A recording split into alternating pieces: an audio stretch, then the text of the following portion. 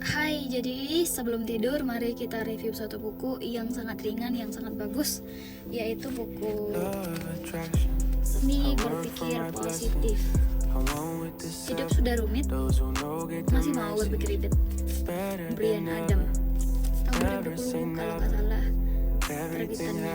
Ya, jadi menurut aku buku ini kenapa bagus, karena terlalu pas dengan keadaan sekarang ini, yang dimana hidup di era digital gitu kan. Jadi semua orang tuh bisa meluapkan apa yang mereka rasakan atau berkomentar apapun pendapat mereka di media yang terlalu terbuka, dan kita sebagai konsumen bisa mengkonsumsi apapun itu di dunia maya. Karena itu kita harus bisa mengontrol pikiran kita agar semua hal itu tidak merusak cara kita berpikir, tidak merusak pandangan kita tentang diri kita sendiri. Jadi kita nggak menjadi manusia yang langsung saja gitu, ya ini benar nih, ya udah aku ikut yang ini. Nggak gitu, kita harus bisa mengontrol pikiran kita.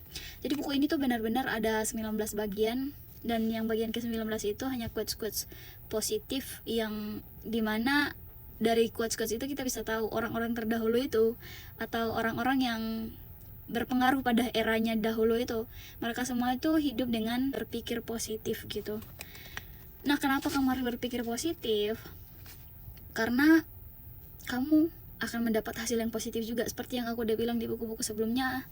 Kamu ketika berpikir positif, kamu membuat dirimu fokus pada hal-hal yang positif juga gitu. Jadi ketika kamu berpikir positif, kamu akan mengundang hal-hal yang positif untuk hadir ke hidup kamu gitu. Terus ada di bagian yang lain tuh dia bilang, motivator bagimu adalah dirimu sendiri. Percayalah pada mimpimu. Keyakinan lahir dari sebuah harapan. Keyakinan adalah percaya dengan apa yang tidak terlihat. Upah dari keyakinan adalah melihat dari apa yang kamu yakini. Kayak iman ya. Kalau di Kristen ini iman gitu. Jadi kamu tuh benar-benar harus berpikir positif.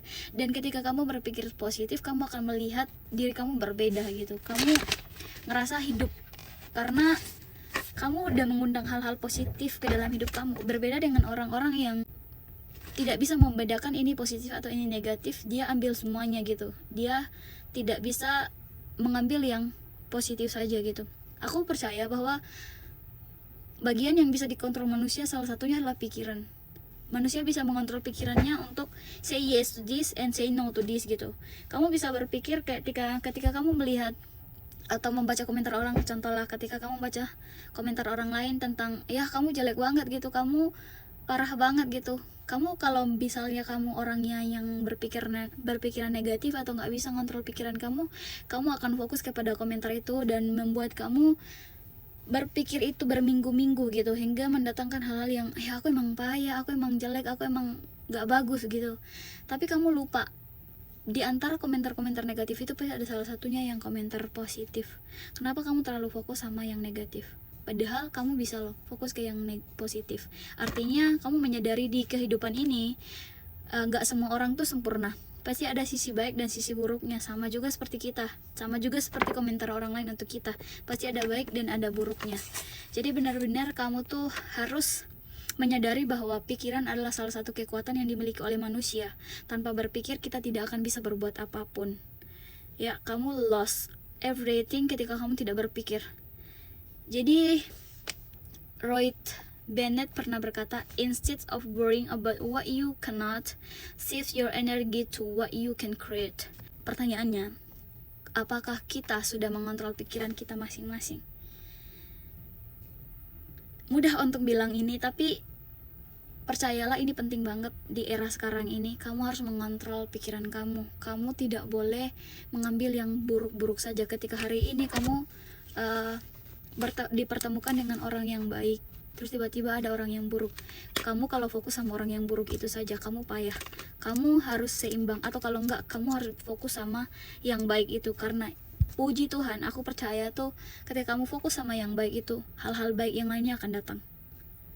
Jadi kamu harus berpikir positif. Tapi ini enggak cepat, ini perlu dilatih. Dan buku ini adalah buku yang tepat betapa pentingnya berpikir positif.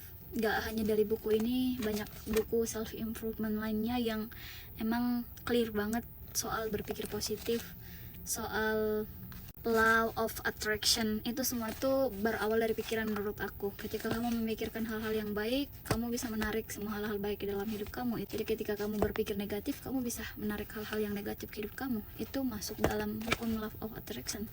Dan ini secara sederhana bisalah untuk buku ini. Secara sederhana penyampaiannya. Kamu nggak perlu baca law of attraction, kamu bisa baca buku ini. Karena law of attraction lumayan berat ya. Tapi kalau kamu udah baca-baca pengantar kayak gini, udah gampang kok law of attraction. Dan kamu mungkin bisa menjalaninya, menghidupinya dalam kehidupan kamu. So, good night.